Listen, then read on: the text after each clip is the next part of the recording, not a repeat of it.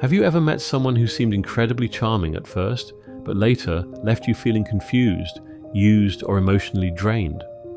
They might have swept you off your feet with smooth talk, made big promises, then suddenly showed a cold, calculating side that didn't match the person you thought you knew. That experience is more common than most people realize.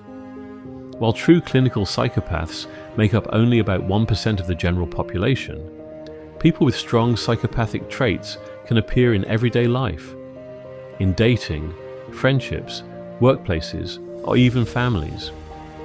Today we're going to explore how to quickly spot a psychopath using insights from psychology, particularly the work of Dr. Robert Hare and his psychopathy checklist. We'll cover the key red flags, what's happening in their brain, why they can be so hard to detect early, common myths, and most importantly, how to protect yourself without becoming overly paranoid. Before we keep going, can I ask you for a quick favor that really helps this channel grow? If you're enjoying this so far, hit the like button. It tells YouTube that videos like this matter, and if you want more psychology made simple in a way that actually makes sense, go ahead and subscribe and maybe turn on the notification bell so you don't miss the next one. It only takes a couple of seconds and it makes a huge difference for me.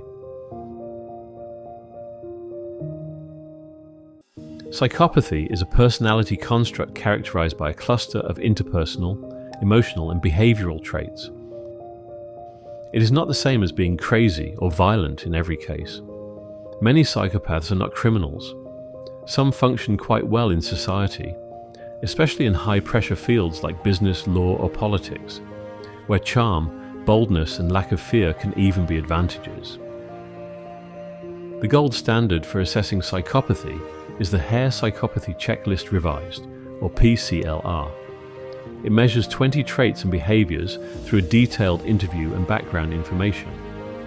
A score of 30 or higher out of 40 strongly suggests psychopathy. The traits are usually grouped into two main factors.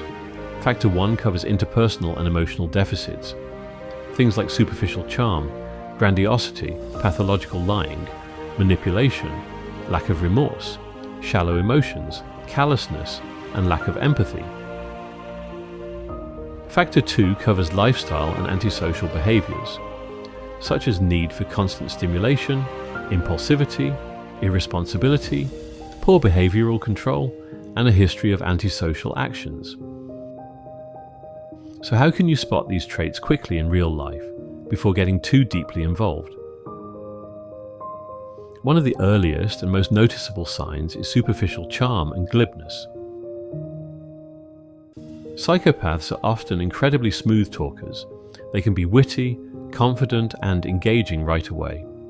They seem to say all the right things and make you feel special, but the charm is shallow. It's a tool to win you over, not a sign of genuine warmth.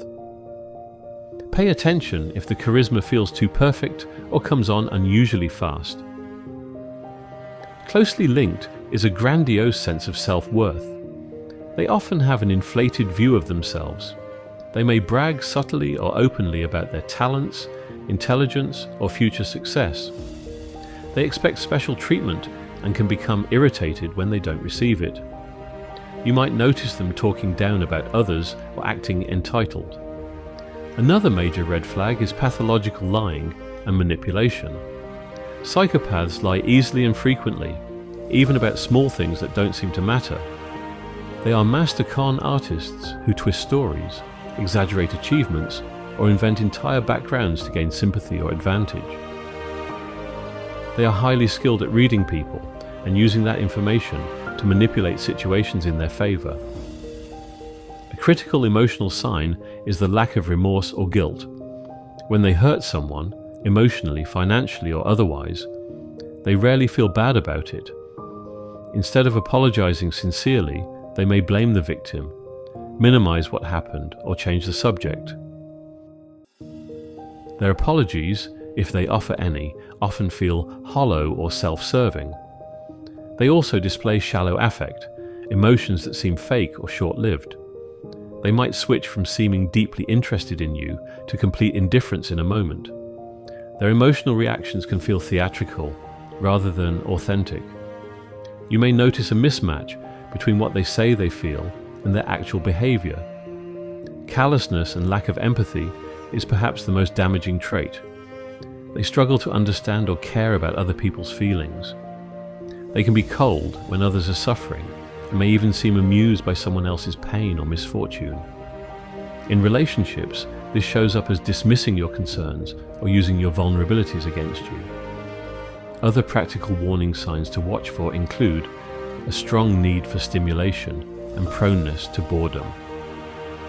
They get restless easily and may chase thrills, take big risks, or jump from one exciting thing to another. Impulsivity and irresponsibility. They make reckless decisions with money, work, or relationships and often fail to follow through on commitments. Poor behavioral controls. They may have sudden outbursts of anger or irritation when things don't go their way.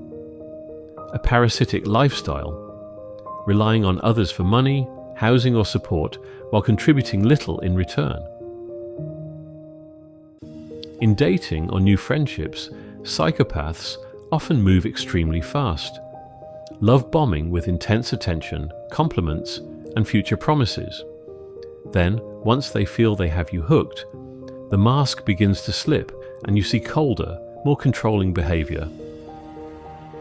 It is important to remember some common myths. Myth 1.